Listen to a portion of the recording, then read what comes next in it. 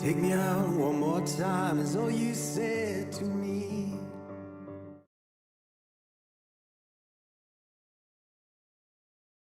Thrive on USALA Media. Today, we're doing something a little bit different. I'm here with Henu, Josephine, Tarrant, who is actually going to start guest hosting for Rise and Thrive on USALA.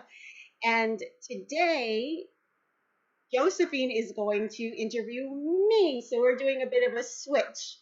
So, Josie, if you want to start by introducing yourself and telling everybody a little bit about you. Yeah, so my name is Henu Josephine Tarrant. Everyone calls me Josephine majority of the people who I know who I've grown up around or who know me really well. I'm from New York City and also from Jersey City. I'm an actress, a theater maker, a singer, songwriter, and all around, I would say, artist and definitely a theater maker would definitely be one of my main focuses and mediums. Yeah, and I'm very excited to be here. I've always really looked up to Taylin and her career and what she does, and so I'm really happy to be here. Really happy to be invited into this space with her, and I have a long working history with We Are Seeds. I'm the managing director of Safe Harbors New York City, a nonprofit based out of New York City. We focus primarily on amplifying and producing theater in the downtown New York City theater scene, working majority with Mama and New Theater Workshops. So, yeah, I'm also the artistic executive producer of the Reflections of Native Voices Festival, which is the annual festival that Safe Harbors New York City hosts.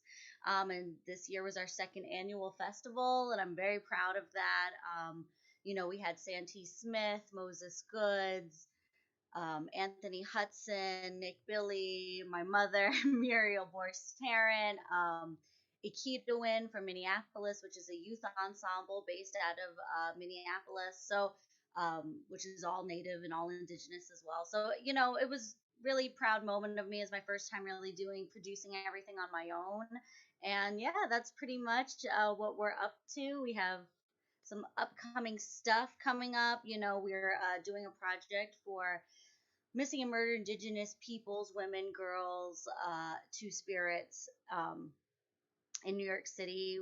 It's a collaboration with Urban Indigenous Collective, which is a health organization based out of New York City, where we created these videos and things will start rolling out. We're actually going to be working on that today and tomorrow. Things will start rolling out as the week proceeds about, violence against women and, missing and murdered Indigenous women and basically our interpretation of that as theater makers into film, which is very difficult to kind of do. It's kind of a new medium for us in a lot of ways because of the pandemic. We cannot do theater right now. You can't be in a theater space. So we're doing everything through film and we're learning a lot. We're learning about what shot lists are. We're learning that these things matter. And it's it's fun always to like learn something new, and you're always going to come out of it with more skills. So it's never a negative side to it. But yeah, so I'm really happy to be here today. That's like my whole background. That's everything that I have going on.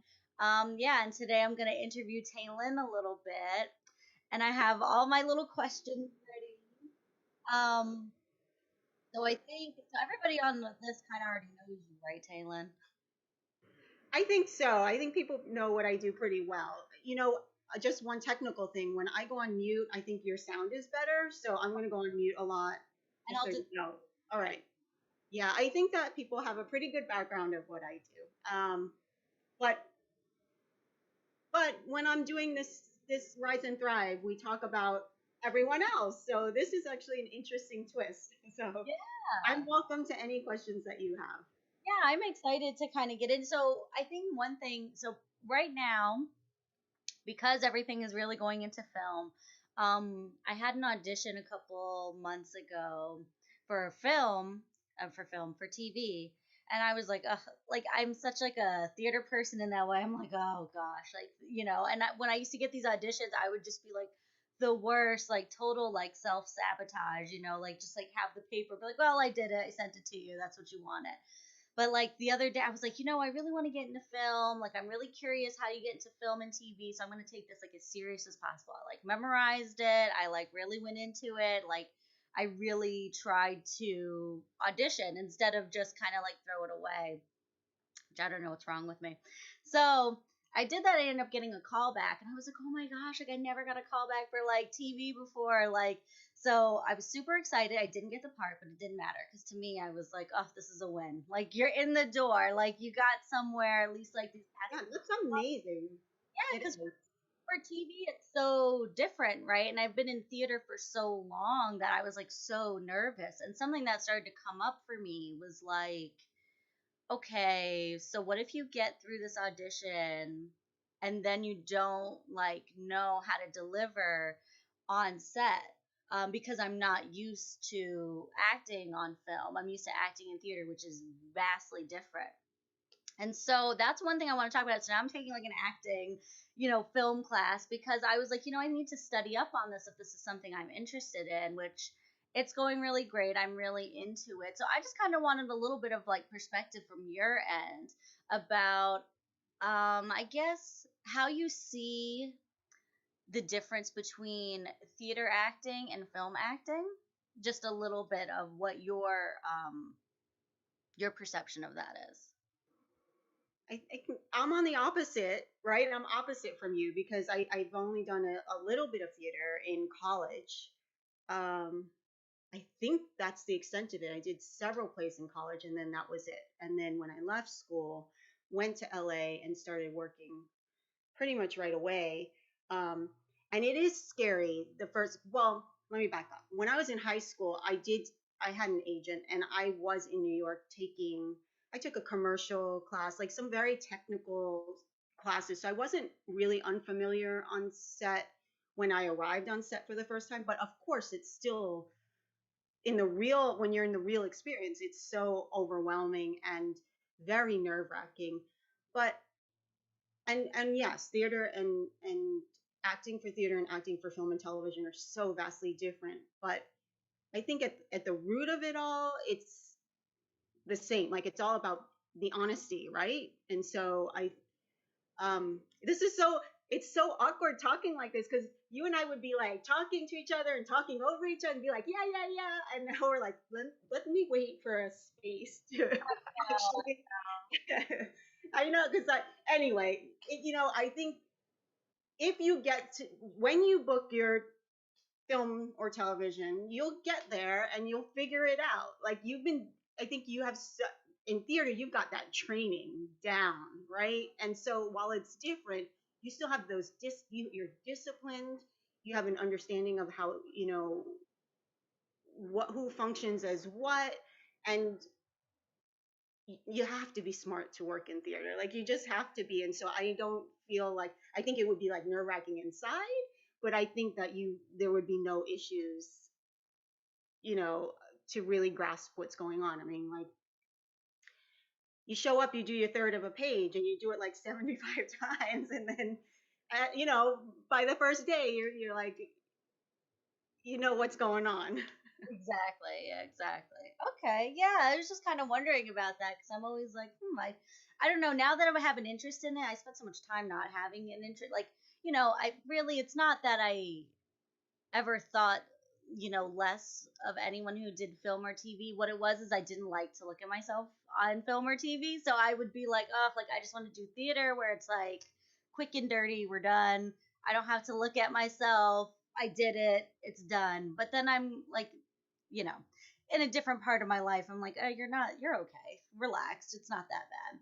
So I think that's one thing I was thinking about is like, because there's so many, layers to like working in these industries, right? Like there's the technique, the craft, and then there's like the business smarts of it, right? And that's honestly, I always think is like a bigger part than people think it is. And you have to be able to work smart. So I think like two things I also wanted to ask you about was about one is when do you say no to work?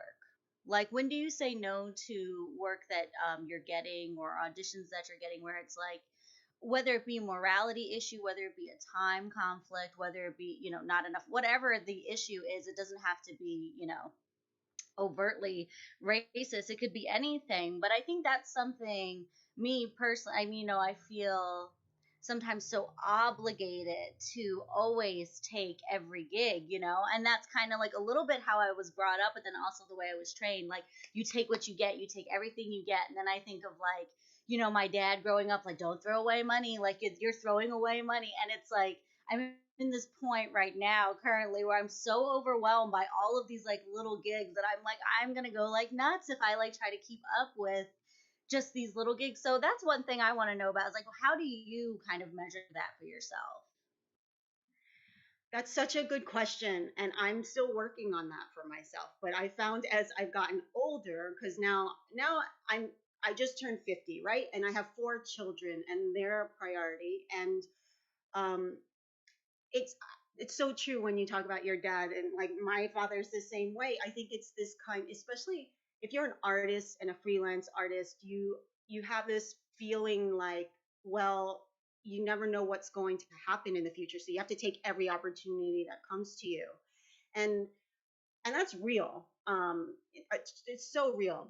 But at a certain point, like you're saying, you have so much going on that it's starting to become overwhelming. And like, to me, it starts to become, it's not enjoyable. It becomes stressful, and then it becomes a negative thing, and it affects my children because I'm mean and like stressed out, and it affects my household. So it's just like way kind of doing this whole balance thing. But I remember in the beginning when I was in LA, yeah, it was just like, yeah, I'm gonna take mostly everything that comes my way, unless it's like completely horrifying. Like, everything was like medium horrifying, right? At the time. I mean, it was 30 years ago. So, like, you're like, it's medium horrifying, and maybe if I'm in there, I can make it a little better. Like, maybe I could, you know, one of the things I always talk about is there was those series of films after Dances with Wolves, which is like now 100 years old, but where they wanted to tell so-called native stories, but they're always framed in the past, and they were always about like war and battles, and like those are not that's like the white stories. Like, those are stories you want to tell and see, because it makes it's some kind of like success story for America or something. But for it was not it didn't have the complexity of the stories of who we are. It didn't tell the background of why we were fighting. It was just like all of a sudden everyone's fighting, right? And then the wife would come in and say, "Eat your stew" or something, and then leave, and then that was my part, right? But it was always like this broken, weird poetry. Like, instead of saying my father told me to go get the horses, it was like the one who was my father, and it's like, I don't okay, I guess I have to say it because in the script, but I would say it like as like like how would she say it? Like, if we're speaking English and she's supposed to be speaking her own language, but like we're translating to English for the screen, she's gonna be speaking comfortably, right? Why would I be speaking awkwardly in English? So anyway, so you do like medium horrifying things because you're learning about the business and you're trying to figure out your place there, and that's all there is. Luckily, things have evolved. Um, but but yeah, I got to a point where I was working at, like, I think I may have in New Mexico. I was doing New Mexico, working in New Mexico as an actor was like the best, because I would have these 1-day jobs, and they were not ethnically specific. So I'd play a nurse or a police, and it was just like, it was such a dream. And then I could go back to my full-time job and take care of my kids, and I was able to fulfill that need that I have. But it wasn't taking these big chunks out of my life and making me have to like go across the country and do all these other things. Um, but I remember I have really wonderful relationships with a lot of casting directors because it's been so long. And wherever I am, I get emails like, "Hey, do you want to send in an audition for this?" And I would always be like, "Yes, I'm doing it." And meanwhile, I have a deadline for work. I have my kids, And then at one point I just like almost cried, and I was like, I can't, this is not making me happy. Like, what if I got it? What would I do? I, of course, I want to do this stuff. It's cool. I love this stuff. But at the same time, I can't, you have to like really weigh how, you have to really weigh it. It's hard. It's hard to figure out. So right now I work in Philly, and it's a lot of like pharmaceutical jobs, commercials, and um, I'm actually working. I'm actually heading out to do a photo shoot soon, um, for a medical company, and it's like it's different, but it's a day, and so it's Well, have you noticed that at all? Like how much, I don't know, me personally, sometimes I'm like, I don't know if they're native, but I feel like they're native. I feel like I'm seeing a lot more native representation in commercials and advertisements, which is like great. Like I don't think, you know what I mean? Like I love to see it. I'm like, yeah, this is wonderful. Like in a Verizon commercial or AT&T commercial or anything like that. Like you're seeing kind of more of it start to peak up, and I don't know, I think it's pretty dope. All right. yeah, that's really great. We're gonna take a quick break, and then when we come back, we'll continue this conversation, which is so great. I love it. This is Tyler Nagoyo and Josephine Tarrant on USALA Media.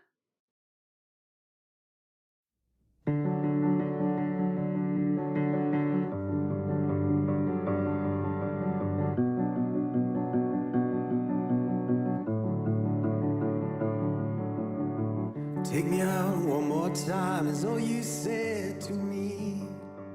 And I swore I heard. Oh, She made us do a story weaving workshop. oh, are we back? We're just chatting away. We're back, and we're doing something really interesting today. So, um, Josephine is actually going to be doing some guest hosting and inviting guests uh, of her choosing, which is going to be amazing because she's so connected to the New York theater community and the New York art community. Um, so it'll be beautiful to see the conversations that you plan to have in the future. So today we're just kind of like doing it together, and Josie's interviewing me, and she's talking a bit about her work. And so when we last left off, we were talking about how we balance and how we ultimately decide to start saying no. And sometimes, yeah, yeah, sometimes you just have to, for your own sanity, say no. Right. Sometimes you have to miss some good things, but really it's like it's too much stress. Yeah, I think that's the thing, right? And it's like you're saying, it really is your own balance of no. I think like that's one thing because I noticed working on this collaboration that kind of ended up falling through, and I came home and I like flipped out. And that was, I mean, I'm going through a lot of other things as far as like grieving and mourning, and like, we're also all in the pandemic, and kind of reflecting on that. I've never really thought of my mental health that much until this year. Mhm. And then looking at that, I was just like, like you might have to really start thinking about how you take things on. Because, like I said, you're trained a specific way, you're brought up a certain way, and it's just like you have this thing where it's like, I don't want to let these gigs go. Like any of these things can be opportunities, right? But then it's also like, but is it worth Right. having my household in uproar for like the next 3 days because like I'm fighting and like we're mad at each other? Like it blows up, and it's crazy. But so okay, so I want to talk about that, and I want to talk like, so while we're on the subject of business, the business aspect of the industry, I want to talk a little bit about like getting an agent. So that's like a big thing for a lot of people that I feel a lot of people have questions about, me included. I mean, I'm kind of having more clues in than I used to, so it's like, now personally for me, not that I have an agent, but I'm working on getting one. But I think what helped me was really asking people who I went to school with, who I've worked with, who have agents and are successful with those agents, and just asking them like, what did you do? And, I think right now it's very much, I don't know if people still do mail outs the way they used to. Like when I was in school, everyone told us to do the mail outs. Right. But now everyone's like, IMDb emails. Hmm. Like a big like kept secret. Like you literally have to like be like, hey, do you have time to chat today? And then be like, what did you do? So I think that's a little bit of my questions is how would you say just continuing to audition was one of the easier ways for you to get an agent, or did you have to go and seek them out? I guess is my question. I think I got lucky in the way that when I arrived in LA, it was right after this whole Dances with Wolves phenomenon. And so then, Hollywood knew they could capitalize on it. So it seemed like all the agents were looking for native actors. There was actually a big community of native actors in LA when I got there already, but it just seemed like incredible timing. As soon as I got there just as a break from school. As soon as I got there, I auditioned for a pilot and I booked it, and that's how I got into the business there in LA. Um, but it's that was so long ago. So I do remember that mailing, like when I was looking for new agents representation. You would get you would go to Samuel Friend or something and buy those stickers, and then you would put your headshot in a thing. And but my agent here in Philadelphia, and it's a smaller market. Um, but when I got here, I just looked up agents in Philadelphia, and they have their submission guidelines on their website. And it was all electronic. I just wrote a letter and I gave them my resume and photo. And we set up a meeting, and then I had to go in and audition. And so it took a month or so. Like, I think I submitted once and they didn't get back to me. And then I submitted again. I was like, clearly you missed my submission. I didn't say that, but I was thinking it because, right? So something happened there. So I'm going to submit again. And they were like, oh, hey. And so, yeah, and it's true. I mean, I think they did miss it, honestly. But, so yeah, I think New York is like a whole different monster. And I have had agents in New York. But they happen to be the New York branch of my LA agency. So when I moved back home, they were there. But it was so different. There was not as much, obviously, in film and television. But have you looked into like more local, like New Jersey agents? Because it seems like the work is the same. Honestly, agents, you know, I'm not like immersed in the business, but it just seems like for the parts we go out for, everyone has access to those breakdowns.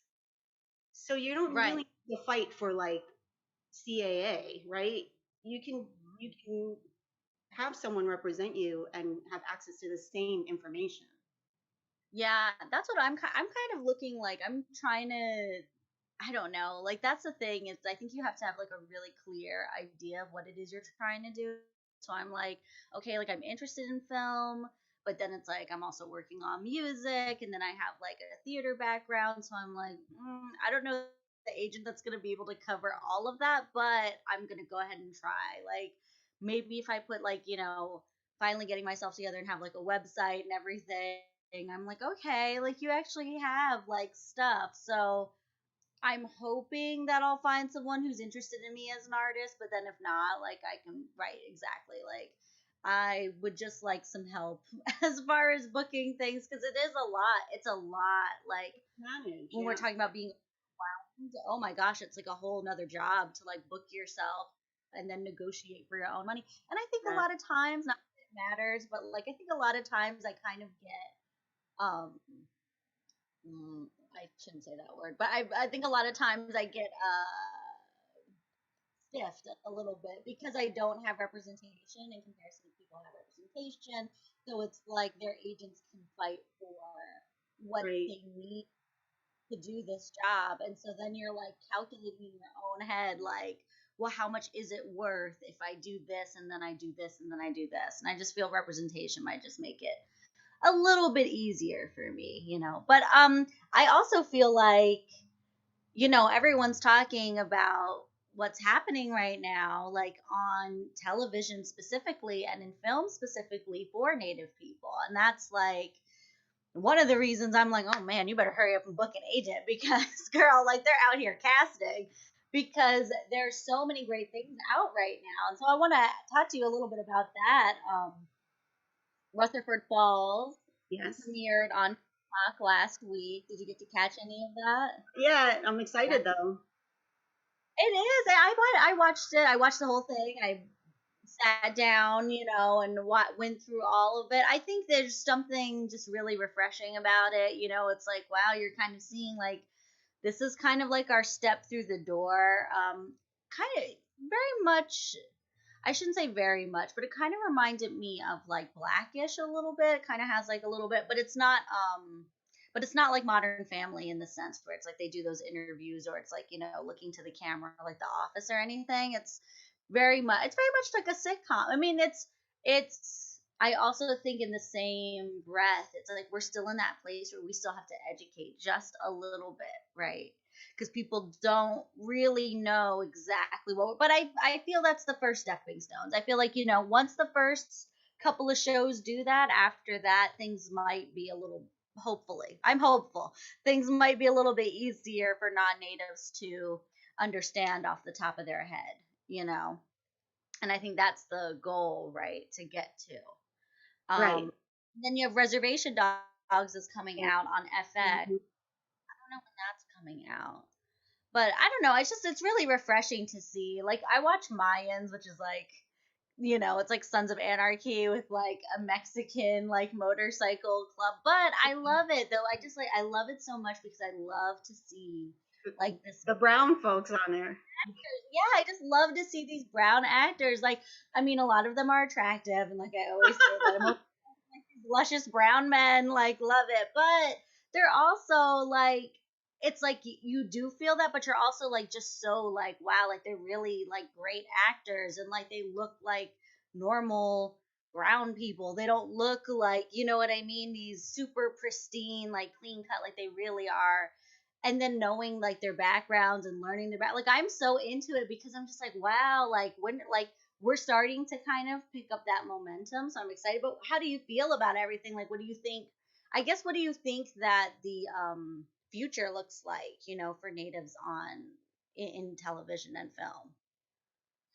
Okay, I'll answer that question, but quickly about the agent thing. I think there might be, I'm maybe look into having an agent for all those different things that you do, or a manager that pulls all of those things together and then finds those different agents, right? Because agents specialize in different things.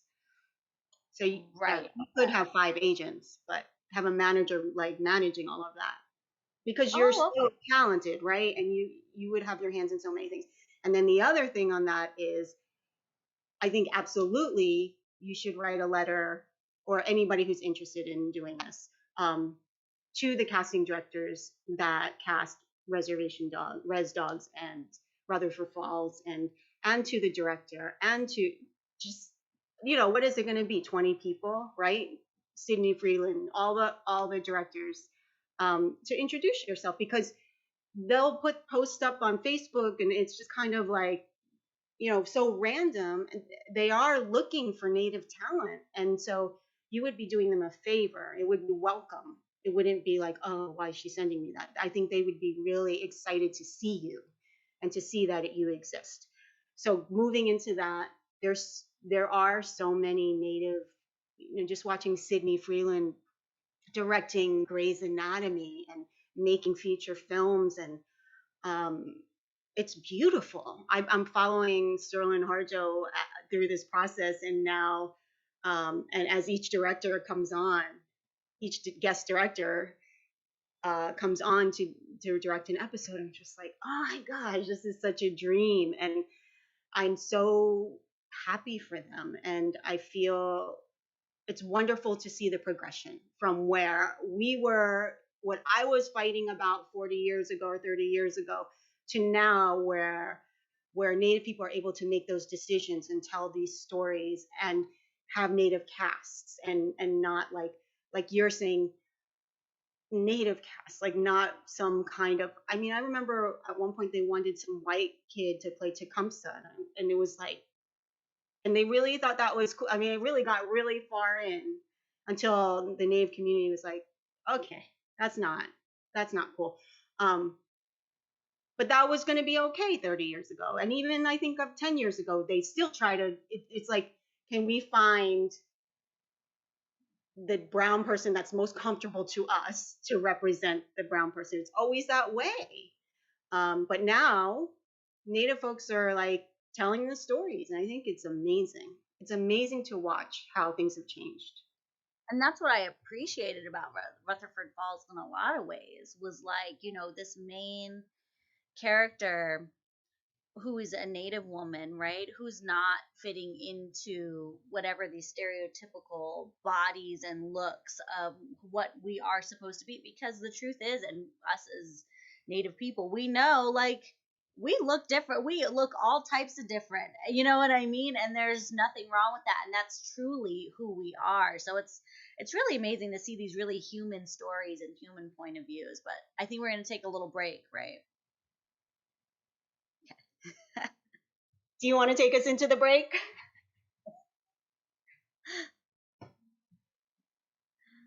All right.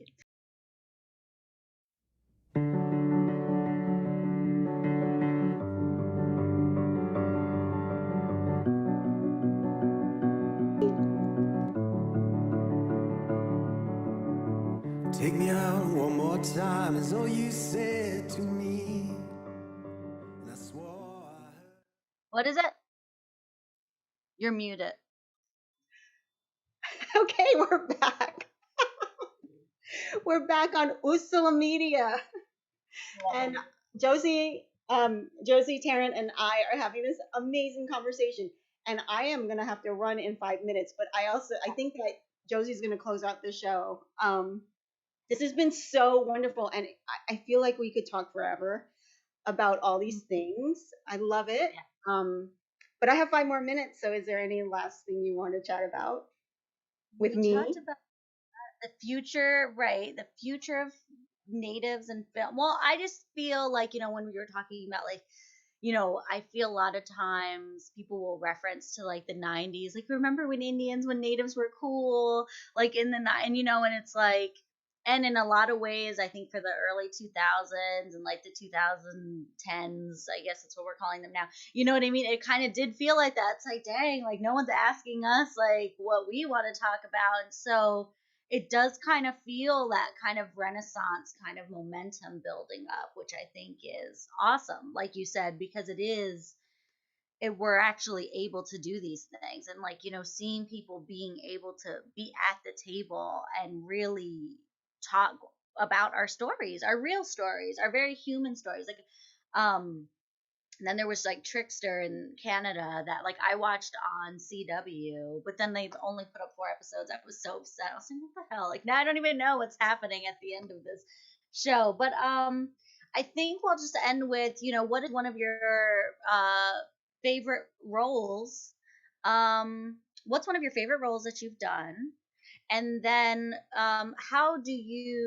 what's like your life hack to like keep Taylin as Taylin, right? Like, some people like meditate or do yoga or they have to work out, but like, what is like your safe place to like, like this makes me feel, or cooking, whatever it is, That's my question.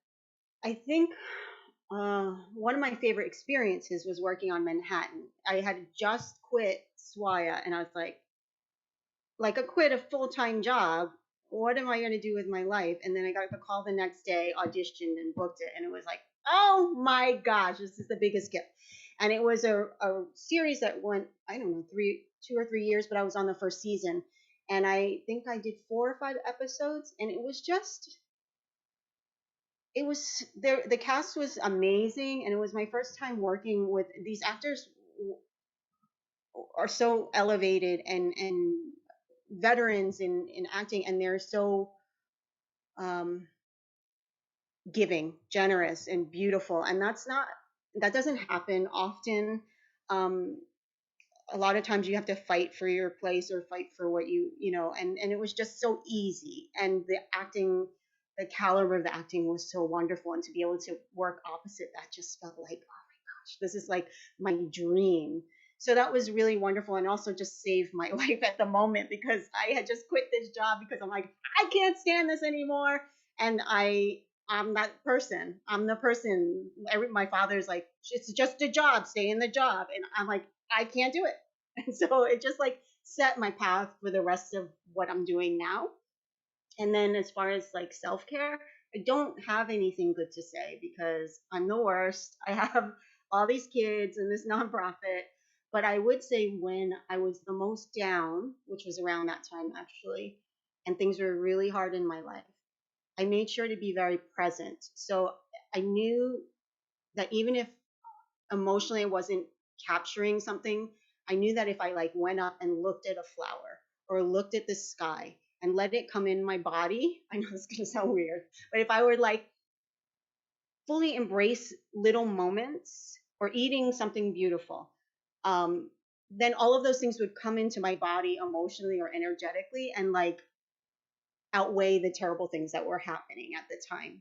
And that I continue that without even being really conscious of it anymore. Like now, when I'm having a tough something, I'll just be like, okay, let me focus in on like this piece of grass or this like butterfly or like anything that's sometimes it's like this like beautiful cup of caramel macchiato coffee. I don't know.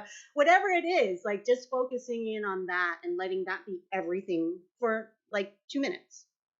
And I that's love, what I do.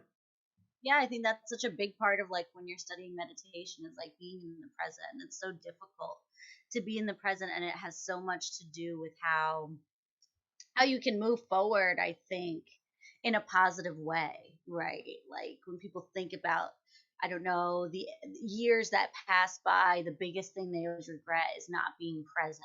And I think that's such a big lesson, I think, for the future. All right. Well, Yeah. it was really I think good to talk to you. perspective. Yes, Perspective. exactly. So wait, Yes. so And it I matters. might. Oh yeah, we're talking over each other because of the Zoom. But I'm gonna hang up. But are you gonna stay for 10 more minutes and talk about your work? I think that'd be Yeah. amazing. And being present and, all of my weird stuff that I do to try to stay grounded. That's fabulous. Okay. It was so good to talk to you. Thank you, everybody, for listening. Enjoy the rest of this show with Josephine. And Josephine, I think, will be back in a couple of weeks. So look forward to that. Okay. All right. Thank you. You. Good to see you. Yeah, so oops. On that note, I think oh, okay. So on that note, I think, that's a really good place to kind of lead into what I kind of wanted to talk about next, which was, really being present. So, something that I do, not that, I am any type of, guide or spiritual guide or, any type of guru or anything like that. But something I've really been focused on is meditation. And I think, what is it? It's routine, which has a lot to do with, your discipline and how you go into each day and what kind of protocols you want to go into with each day. And a part of that has been meditation, definitely. A part of it, setting me off on the right foot to go through the day. Something I didn't really get to talk, that I didn't really bring up is, as which Taylor knows, is, my father passed away almost 1 year ago in a few days on May 4th, and from COVID related complications. And since then, been a very difficult time, and being in the industry, you have to be on and you gotta keep pushing forward. And one of the things that have really helped me is meditation, is really listening to myself, like me and Taylor were talking about, you know really being gentle with yourself and really taking care of yourself and your heart and your spirit, and doing what you have to do. And I think that's one of the things when she's talking about being present and just, looking at a flower, staring at a butterfly, like it really is that simplistic, even if it feels weird, even if it feels uncomfortable at first, or people are looking at you. Like, at the end of the day, you have to do what works for you, and you have to do what's right for you. And nobody can tell you what works for you and what doesn't work for you. So, yeah, what was something I wanted to kind of end with? I was going to do a little Dharma card reading, which is kind of what I try to start my mornings with. So I just thought I would do that for you guys, and see what it is. So these Dharma, I'm just going to go grab them. So usually, I try to start the day off by smudging a little bit, and, maybe I'll light a candle or two, maybe try to read a little bit, but just starting my day off like that. And afterwards, I have a playlist. Now, I know a lot of people like to meditate to silence, or, the natural sounds or guided meditations, but I'm just a person who I really love music. And so music is a big part of my life. And so I've created a meditation playlist, and that's what I listen to when I meditate. And I meditate for about 5 minutes, which is not incredibly long, but it can feel long. And sometimes if I feel it needs to be longer, I'll do 8 or 10 minutes. And really, it just feels like massaging my brain afterwards. I feel prepared for the day. I feel I'm going into the day with intentions. And what kind of helps me is afterwards, I'll do these Dharma cards. So these are they're kind of like, I guess, Buddhist proverbs. And it's crazy because what I'll do, I was given these years ago and I really didn't know how to use them. I didn't really understand. And then one day they just were really speaking to me. And I was like, I think I'm going to try to kind of do it how you do tarot cards. Not that I'm a tarot card reader either, but I know how what you're supposed to do. But I just really made it my own. I tried to really just go into it judgment free, meaning judging myself. And I think that's the thing, is a lot of times we judge ourselves about what we're doing. We judge ourselves about how we're meditating. We judge ourselves about how we're functioning. Should we be doing this? Do we think we're better? And it's like I think that's one of the biggest things, is not judging yourself and just allowing yourself to be present, as Taylin was talking about. So I'm going to do this really quick. What I do is I take these stacks of cards and I put them down and I cut them by 4. And so when I cut them by 4, I try to bring that back to my own spirituality as a Native person, when I think of the 4 directions.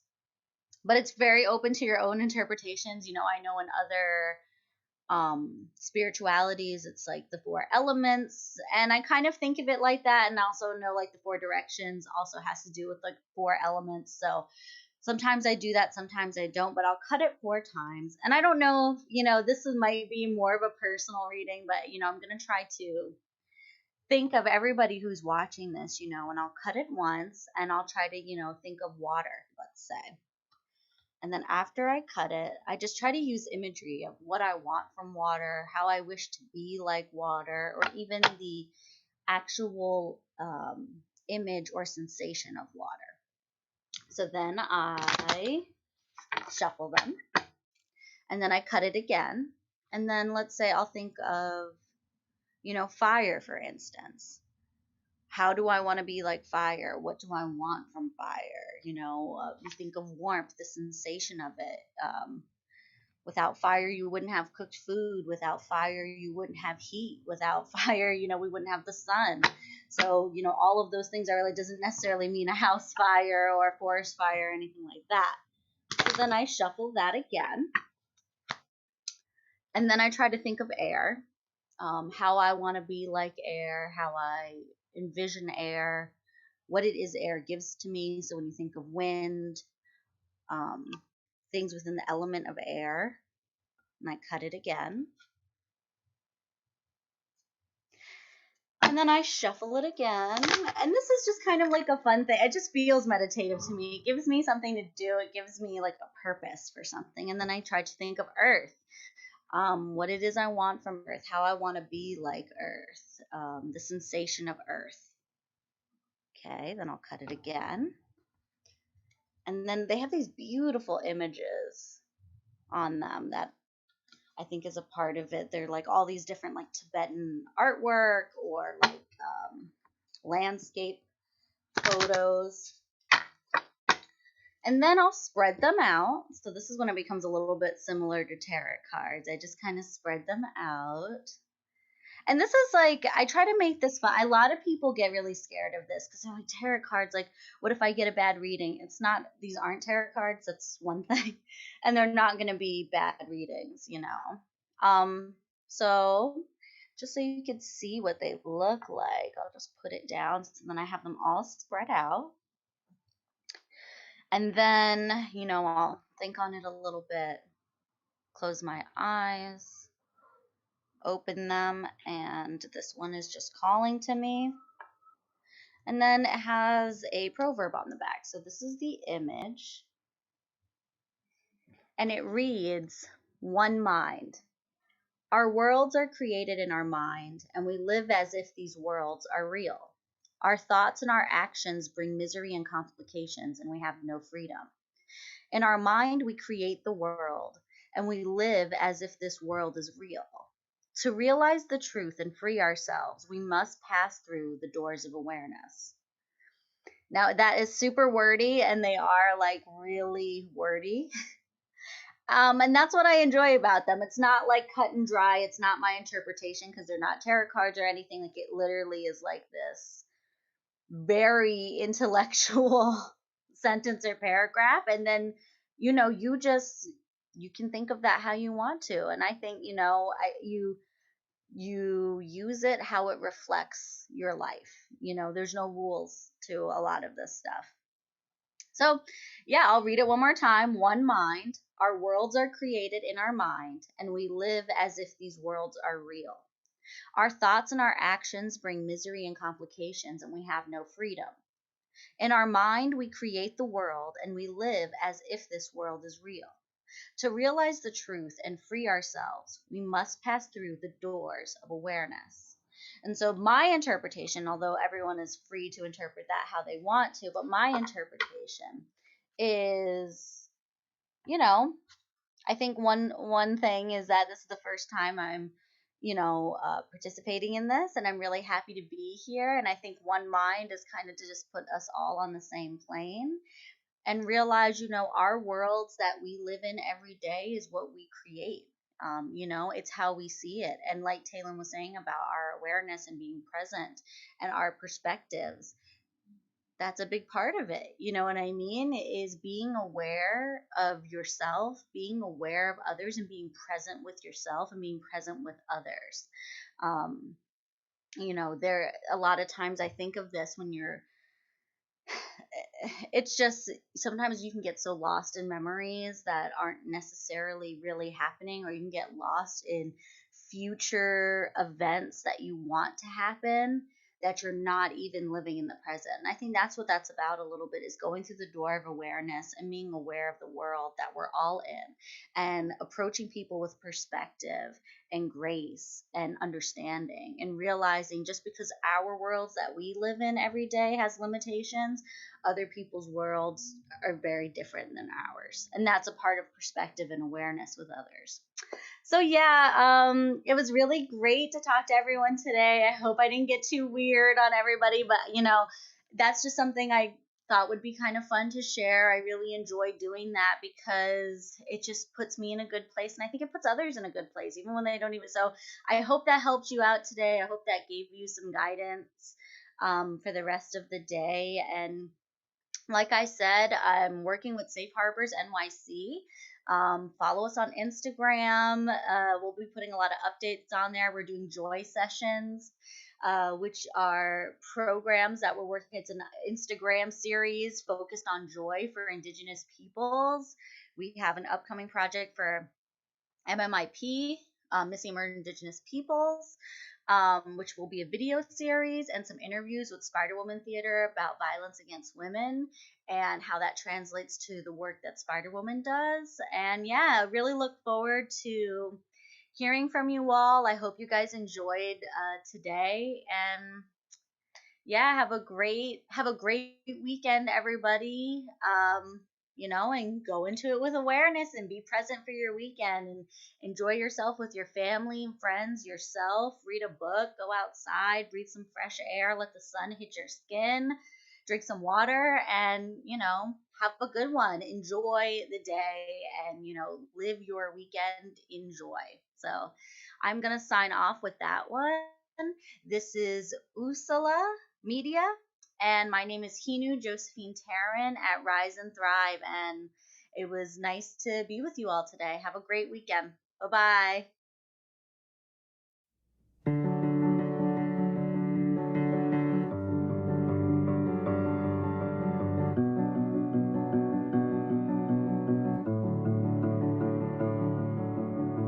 Take me out one more time is all you said to me.